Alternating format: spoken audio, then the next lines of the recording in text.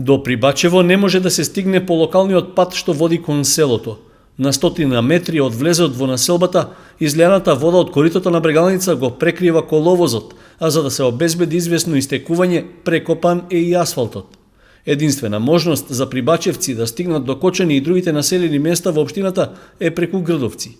Водата навлези и во погонот за преработка на ориз, од каде токму утринава требаше да замине пратка со бел ориз за Албанија. Утринешниот бран, кој што беше околу 6:30 во селото Прибачево, значи непредвидена вода дојде од негде, иако најавите беа од водостопанското предпријатие дека пикот е поминат ноќта, меѓутоа од некои излевање, предпоставките се дека од мостот кај на Брегалница кај Слив е допринесено да се излее водата во полето и селото Прибачево беше во критична состојба. Од утринава нашите екипи се на лице место.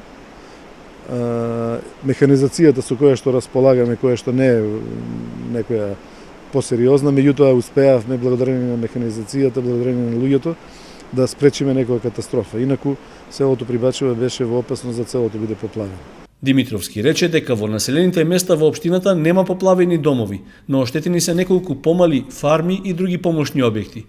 Иако бунарите на градскиот водовод, лоцирани во Грдовски орман, се во близина на Брегалница, досега немало проблеми со исправноста на водата за пиење. Кризниот штаб имавме последна седница синоќа околу 17 часот. Постојано се вклучени екипите од јавната здравствена установа во општината Кочани и секој час, буквално секој час се врши испитување на водата и од градскиот водовод и од населените места. За сега немаме забелешки дека имаме неисправна вода за пиење. Бунарите од сите 17 бунари само еден имаме поплавено, кој што и онака не беше во функција, така да таму ние немаме штети и водата за пиење, односно водоснабдувањето си е нормално.